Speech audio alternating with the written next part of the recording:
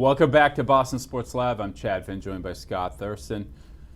12 days away for the Red Sox, less than 2 weeks before they get down to Baltimore for their opener. Story of the spring so far. I was being facetious about Grady Sizemore, Scott, but he's had a tremendous spring. He looks like the guy who, from ages 23 to 25, 5 years ago, 6 years ago with the Cleveland Indians, was one of the best players in baseball, one of the best all-around players in baseball. Are we getting our hopes too high? He had that 3-hit game the other day, 2 great catches. Is this a tease? Is he going to get hurt again, or is this a guy who can really help the Red Sox to some effect like he used to help the Cleveland Indians? I think taking all that time off may have finally His helped. 8 surgeries healed? Yeah, he hasn't played a lot of baseball. He's young legs, and he look, if he can stay healthy.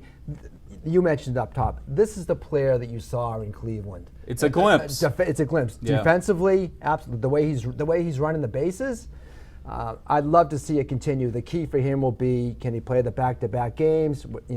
April's still cold. As we get into the schedule, can he stay healthy? But boy, what a bargain he's going to be if he's 85% of the player that you saw in Cleveland. Yeah. What a bargain for the Red Sox. Oh, that's a tremendous player. I keep hearing Grady Sizemore reference to his prime. He actually didn't have a prime. His best season was 25, and it all fell apart after that. Age 27 is when a player is generally at his peak. He was broken down and injured.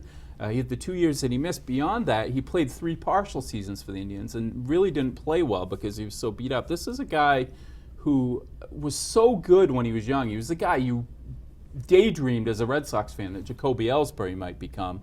He's barely a year older than Ellsbury, but it's been so long since he's been effective and healthy. I just hope that John Farrell, who knows him so well, was a farm director in Cleveland when Sizemore was at his peak and when he was on his ascent with the Indians. I hope that they're prudent with this and they don't start saying, he looks so good, this is Grady Sizemore, let's put him in there every day, because I just don't think he can handle that. Not yet. Look, you mentioned it. He was the 5-tool guy. It was legit, right? 5. Legit. I mean, talk about Trout now. This is the guy who burst onto the scene, was the upcoming, they're going to be a superstar outfielder, and then the injuries took over. Why not keep him in Florida for the extra month and let him play down there? Let him play every other day, something like that. Does he need to break camp with the Sox and be on the opening day roster? I think my attitude with him is use him while you got him.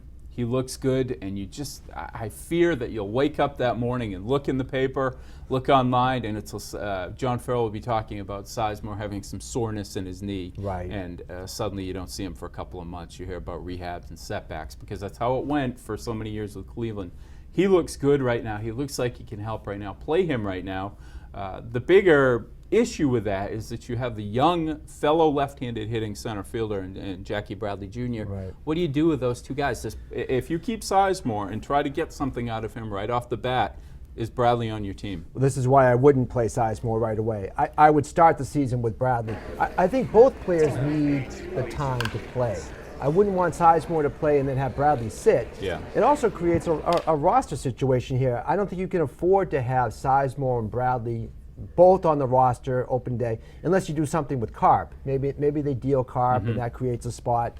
But I think both guys need to play, and with the weather, like I said, I'd keep Sizemore in Florida and let Bradley play the first month. Yeah, I want Bradley on this team. I admit I tend to forget Mike Carp's around sometimes. He's just a guy you took for granted off the bench a little bit last year. He was so good, but you still think of him as, this 5th name that comes to mind, 6th name when you're talking about outfielders or first baseman. But he's that roster spot. He is. I think what they do is they probably move him. They keep Bradley and Sizemore, and Bradley, no matter whether he hits, and he's not having a great spring, he's hitting 189 this spring, he's going to give you spectacular defense in center field. He can throw. They haven't had a center fielder who can throw since, I don't know, Ellis Burks, somebody like that. So who plays? He plays.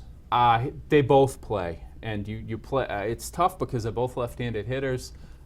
The number one priority is to be cautious with Sizemore. To me, you don't run it. He goes 2 for 4 on opening day against Chris Tillman and the Orioles.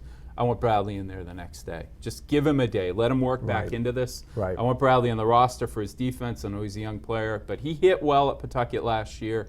He's ready for the major leagues. He's ready to find out if he can hit major league pitching. He should be on this roster, even if it means trading a valuable guy like Mike Carp.